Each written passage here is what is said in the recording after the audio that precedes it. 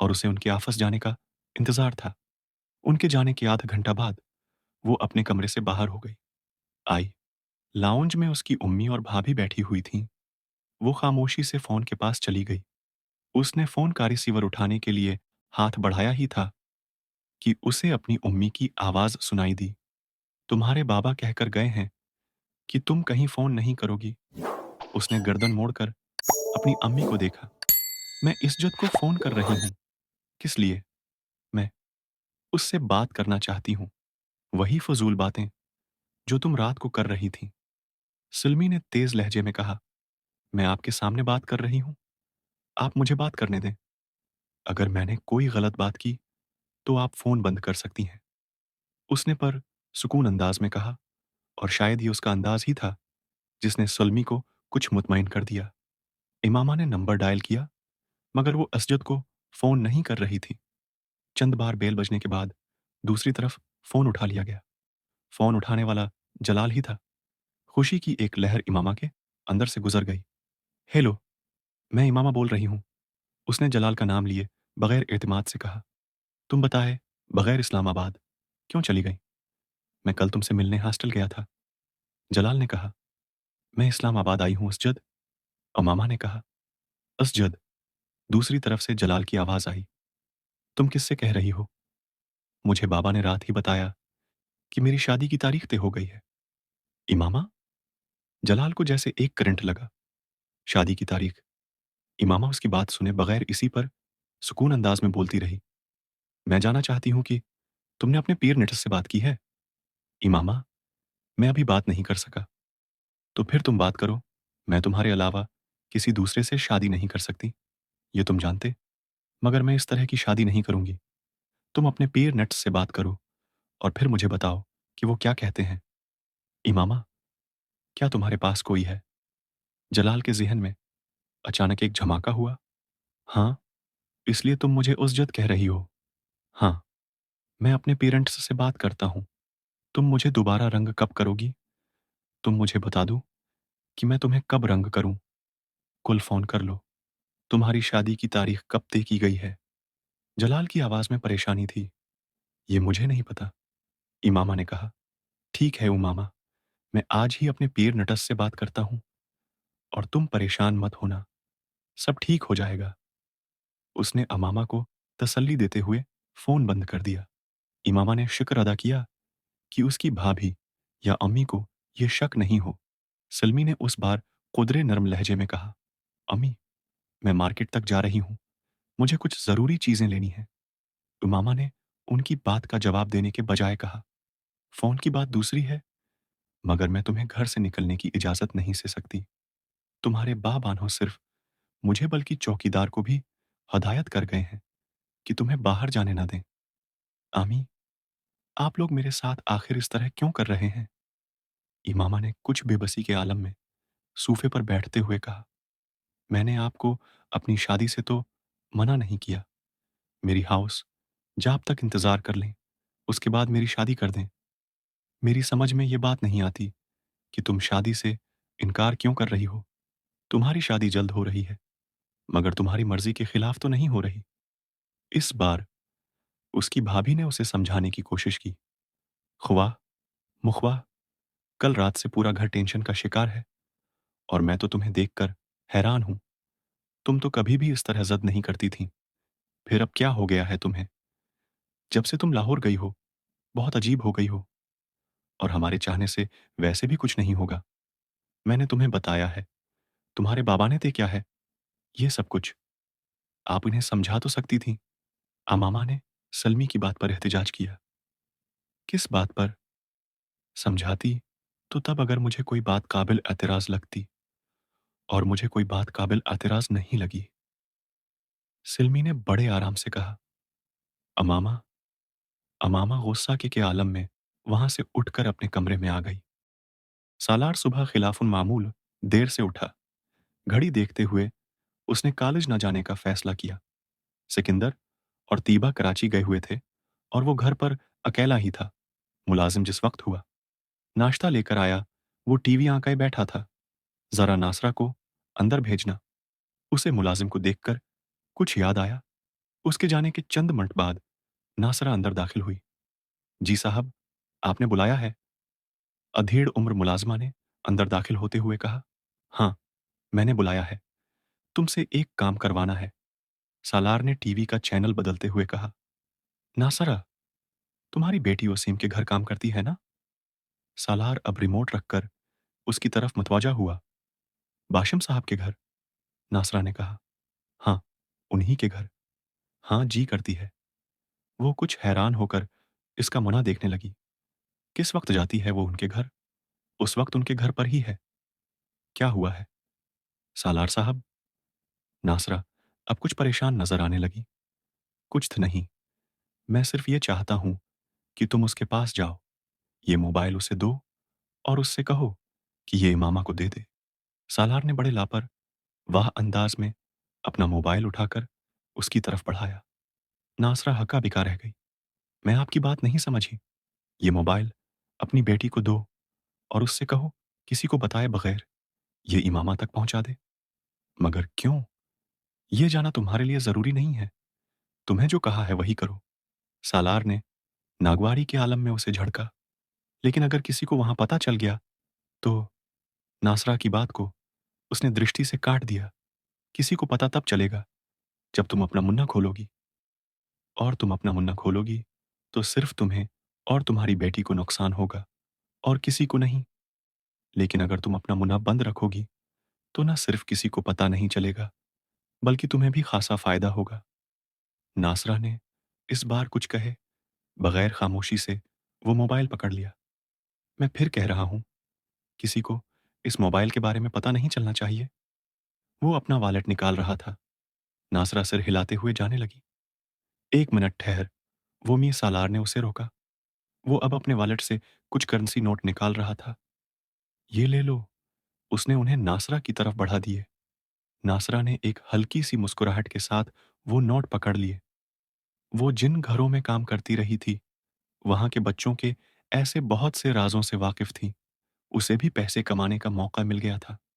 उसने फौरी अंदाजा यही लगाया था कि इमामा और सालार का जिक्र चल रहा था और ये मोबाइल वो तोहफा था जो उसे इमामा को देना था। मगर उसे हैरानी इस बात पर हो रही थी कि इस सब का उसे पहले पता क्यों नहीं चला। और फिर इमामा, उसकी तो शादी हो रही थी। फिर वो क्यों इस तरह की हरकतें कर रही थी? और देखो जरा मुझे, मैं इमामा बीबी को कितना सीधा समझती रही। नासरा को अब अपनी बेखबरी पर अफसोस हो रहा था। अबू, मैं आपसे एक बात करना चाहता हूं। जलाल रात को अपने वालिद के कमरे में चला आया। उसके वालिद उस वक्त अपनी एक फाइल देखने में मसरूफ थे। हाँ आओ, क्या बात है? उन्होंने जलाल को देखते हुए कहा। वो उनके पास एक कुर्सी पर बैठ गया। कुछ देर वो उसी तरह खामोश बैठा रहा। उसके वालिद ने गौर से उसका चेहरा देखा। उन्हें यह अंदाजा हो गया था कि वो कुछ परेशान है। उन्हें ये एकदम तशवीश होने लगी। अबू, मैं शादी करना चाहता हूं, जलाल ने किसी तमहीद के बगैर कहा। क्या? उनसर जावीद को उसके मुन्ना से उस जुमले की तवक्का नहीं थी। तुम क्या करना चाहते हो? मैं शादी करना चाहता हूं। हूं? 11 ये फैसला तुमने ये एकदम कैसे कर लिया? कल तक तो तुम बाहर जाने की तैयारियों में मसरूफ थे और अब आज तुम शादी का जिक्र ले बैठे हो। उनसर जावेद मुस्कुराए। बस, मामला ही कुछ ऐसा हो गया है कि मुझे आपसे बात करनी पड़ रही है। उनसर जावेद संजीदा हो गए। आपने ज़ैनब की दोस्त इमामा को देखा है? उसने चंद लम्हों के तवक्कुफ के बाद कहा। हाँ, तुम उसमें इंटरेस्टेड हो? उनसर जावेद ने फौरा अंदाजा लगाया। जलाल ने इस बात में सिर हिला दिया। मगर वो लोग तो बहुत अमीर हैं। उसका बाप बड़ा सनातकार है और वो मुसलमान भी नहीं है। उनसर जावेद का लहजा बदल चुका था। अबू, वो इस्लाम कबूल कर चुकी है। उसकी फैमिली का दियानी है। जलाल ने वजाहत की। उसके घर वालों को पता है? नहीं। तुम्हारा ख्याल है वो ये प्रपोजल कबूल कर लेंगे? इंसर जावेद ने छिते हुए लहजा में पूछा। अबू, उसकी फैमिली की इजाजत की जरूरत नहीं है। इन लोगों की इजाजत की बगैर हम शादी करना चाहते हैं। तुम्हारे दिमाग ठीक है? इस बार उनसर जावेद ने बुलंद आवाज में कहा। मैं तुम्हें किसी हालत में इजाजत नहीं दे सकता। जलाल का चेहरा उतर गया। अबू, मेरी उसके साथ कमिटमेंट है, उसने मध्यम आवाज में कहा। मुझसे पूछ, जिक्र कमिटमेंट नहीं की थी तुमने, और इस उम्र में बहुत सारी कमिटमेंट्स होती रहती हैं। उसका यह मतलब नहीं होता कि बंदा अपनी जिंदगी खराब कर ले। उन्हें अपने पीछे लगाकर हम सब बर्बाद हो जाएंगे। अबू, मैं खफिया तौर पर शादी कर लेता हूं, किसी को बताएंगे नहीं तो कुछ भी नहीं होगा, और अगर पता चल गया तो मैं वैसे भी तुम्हारी तालीम के मुकम्मल होने तक तुम्हारी शादी करना नहीं चाहता। अभी तुम्हें बहुत कुछ करना है। अबू, प्लीज, मैं उसके अलावा किसी और से शादी नहीं कर सकता। जलाल ने मध्यम आवाज में अपनी बात पर जोर देते हुए कहा। अच्छा, ऐसा है तो तुम इससे कहो कि वो अपने वालदेन से इस सिलसिले में बात करे। अगर उसके वालदेन मान जाते हैं तो मैं तुम दोनों की शादी कर दूंगा। उन्होंने तेज मगर हतमी लहजे में कहा। मगर मैं तुम्हारी शादी किसी ऐसी लड़की से कतई नहीं करूंगा जो अपने घर वालों की मर्जी के खिलाफ तुमसे शादी करना चाहे। अबू, आप उसका मसला समझें। वो बड़ी लड़की नहीं है, वो बहुत अच्छी लड़की है। बस वो किसी मुसलमान से शादी करना चाहती है जिस पर उसके घर वाले राजी नहीं होंगे। जलाल ने दानिस्ता तौर पर इस और उसकी मंगनी का जिक्र गोल कर दिया। मुझे किसी दूसरे के मसाइल से कोई दिलचस्पी नहीं है, और तुम्हें भी नहीं होनी चाहिए। ये इमामा का मसला है, वो जाने। तुम अपने काम से काम रखो, अपने मुस्तकबल के बारे में सोचो। उनसुर जावेद ने दो टोक अंदाज में कहा। अबू, प्लीज, मेरी बात समझें। उसको मदद की जरूरत है। बहुत से लोगों को मदद की जरूरत होती है, तुम किस किस की मदद करोगे? और वैसे भी हमारे और उनके स्टेटस में इतना फर्क है कि उनसे कोई दुश्मनी या मुखालफत मोल लेना हमारे बस की बात नहीं। समझे, तुम और फिर मैं एक गैर मुस्लिम लड़की से शादी करके अपने खानदान वालों का सामना कैसे करूंगा? अबू, वो मुसलमान हो चुकी है, मैंने आपको बताया है। जलाल ने झंझला कर कहा। 4 मुलाकातों में वो तुमसे इतनी मुतासिर हो गई कि उसने इस्लाम कबूल कर लिया। अबू, उसने मुझे मिलने से पहले इस्लाम कबूल कर लिया था। तुमने इस्लाम कबूल करते देखा था उसे। मैं उससे मज़हब के बारे में तफ़सीलन बात करता रहा हूँ। मैं जानता हूँ कि वो है इस्लाम कबूल कर चुकी है। बिलफ़र्ज़ वो ऐसा कर भी चुकी है, तो फिर उसे अपने मसाइल से खुद निमटना चाहिए। तुम्हें बीच में नहीं घसीटना चाहिए। अपने वालिदैन से दो टोक बात करे, उन्हें बताए कि वो तुमसे शादी करना चाहती है। फिर मैं और तुम्हारी अम्मी देखेंगे कि हम क्या कर सकते हैं। देखो जलाल, अगर उसका ख़ानदान अपनी मर्ज़ी और खुशी से उसकी शादी तुम्हारे साथ करने पर तैयार हो जाए, तो मैं उसे बखुशी कबूल कर लूंगा। मगर किसी बेनामो निशान लड़की से मैं तुम्हारी शादी नहीं करूंगा। मुझे इस माशरा में रहना है, लोगों को मना दिखाना है। बहू के खानदान के बारे में क्या कहूंगा मैं किसी से? ये कि वो घर छोड़कर आई है और उसने अपनी मर्जी से मेरे बेटे से शादी कर ली है। अबू, ये हमारा मजहबी फ़राइज़ा है कि हम उसकी मदद करें। और उनसुर जावेद ने तलखी से उसकी बात काट दी। मजहब को बीच में मत लेकर आओ। हर चीज में मजहब की शरकत जरूरी नहीं होती। सिर्फ तुम ही ये मजहबी फराइजा अदा करने वाले रो गए हो, बाकी सारे मुसलमान मर गए हैं। अबू, उसने मुझसे मदद मांगी है, मैं इसलिए कह रहा हूं। बेटा, यहां बात मदद की या मजहब की नहीं है। यहां सिर्फ जमीनी हकायक को देखने की जरूरत है। बहुत अच्छी बात है कि तुम में मदद का जज्बा है और तुम्हें अपने मजहबी फ़राइज़ का एहसास है। मगर इंसान पर कुछ हक उसके वालिदीन का भी होता है, और ये हक भी मजहब ने ही फ़र्ज़ किया है। और इस हक के तहत मैं चाहता हूँ कि तुम उसके ख़ानदान की मर्ज़ी हो कि बग़ैर उससे शादी ना करो। फ़र्ज़ करो, तुम इससे शादी कर भी लेते हो, तो क्या होगा? तुम तो चंद माह में अमरीका होगे और वो यहाँ घर बैठी होगी। मेरे पास इतना पैसा नहीं है कि मैं तुम चारों की तालीम पर भी खर्च करूँ, और उसकी तालीम पर भी। तुम अच्छी तरह जानते हो कि तुम पर मेरा कितना पैसा है, खर्च हो रहा है। तो वो डॉक्टर तो नहीं बनेगी। यहाँ घर में कितने साल तुम उसे बैठा सकते हो? और अगर उसके खानदान ने तुम पर या हम पर कैस कर दिया, तो इस सूरत में तुम भी पाबंद होकर रह जाओगे और मैं भी। तुमको अपनी बहन का एहसास होना चाहिए।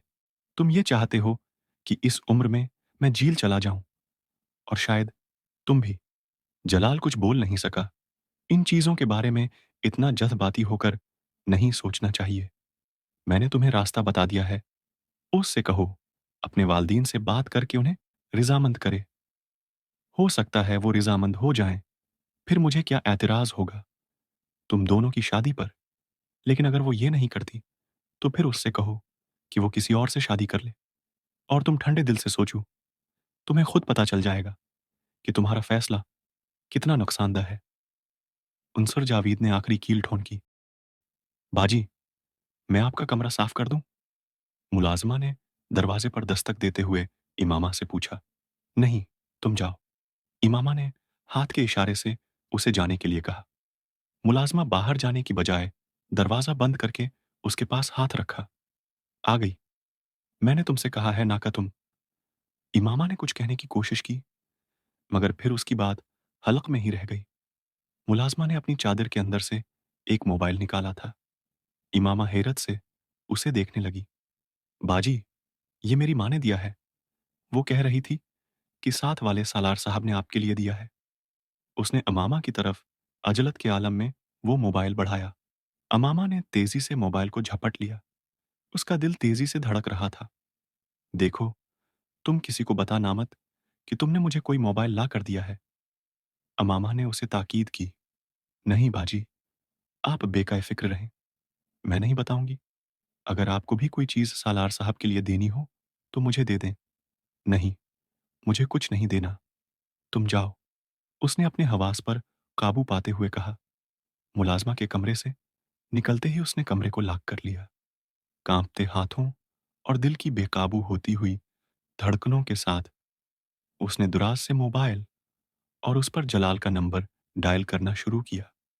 वो उसे तफसील से सारी बात बताना चाहती थी। फोन जलाल की अम्मी ने उठाया। बेटा, जलाल तो बाहर गया हुआ है।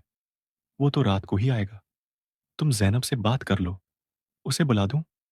जलाल की अम्मी ने कहा। नहीं आंटी, मुझे कुछ जल्दी है। मैं जैनब से फिर बात कर लूंगी। बस मैंने उनसे चंद किताबों का कहा था। मुझे उन्हीं के बारे में पूछना था। मैं दोबारा फोन कर लूंगी। इमामा ने फोन बंद करते हुए कहा। इमामा ने इस दिन दोपहर को भी खाना नहीं खाया। वो सिर्फ रात होने का इंतजार कर रही थी ताकि जलाल घर आ जाए और वो उससे दोबारा बात कर सके। शाम के वक्त मुलाजमा ने उसे असजद के फोन की इत्तला दी। वो जिस वक्त नीचे आई उस वक्त लाउंज में सिर्फ वसीम बैठा हुआ था। वो उसे मुकम्मल तौर पर नजरअंदाज करते हुए फोन की तरफ चली गई। फोन का रिसीवर उठाते ही दूसरी तरफ असजद की आवाज सुनाई दी थी। बेअख्तियार इमामा का खून खोलने लगा। ये जानने के बावजूद कि उस शादी को तय करने में असजद से ज्यादा खुद हाशम मुबीन का हाथ था। उमामा को उस पर गुस्सा आ रहा था। वो उसका हाल दरियाफत कर रहा था। असजद, तुमने उस तरह मेरे साथ धोखा क्यों किया है? कैसाद हो कि इमामा, शादी की तारीख तय करना। तुमने उस सिलसिले में मुझसे बात क्यों नहीं की? वो खोलते हुए बोली। क्या इनकुल ने तुमसे बात नहीं की? उन्होंने मुझसे पूछा था और मैंने उनसे कहा था कि मैं अभी शादी करना नहीं चाहती। बहरहाल, अब तो कुछ नहीं हो सकता, और फिर क्या फर्क पड़ता है कि शादी अब हो या कुछ सालों के बाद। असजद ने कुदरे लापरवाही से कहा। असजद, तुम्हें फर्क पड़ता हो या नहीं, मुझे पड़ता है। मैं अपनी तालीम मुकम्मल करने तक शादी नहीं करना चाहती, और ये बात तुम अच्छी तरह जानते थे। हाँ, मैं जानता हूं, मगर उस सारे मामले में मैं तो कहीं भी अनवालो नहीं हूं। तुम्हें बता रहा हूं, शादी अंकल के इसरार पर ही हो रही है। तुम उसे रखवा दो। तुम कैसी बातें कर रही हो इमामा? मैं उसे कैसे रखवा दूं? इसजद ने कुछ हैरानी से कहा। असजद प्लीज।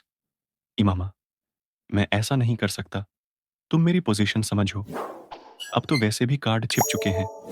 दोनों घरों में तैयारियां हो रही हैं, और इमामा ने उसकी बात सुने बगैर रिसीवर पटक दिया। वसीम ने उस पूरी गुफ्तगू में कोई मुदाखलत नहीं की थी। वो खामोशी से उसजद के साथ होने वाली उसकी गुफ्तगू सुनता रहा था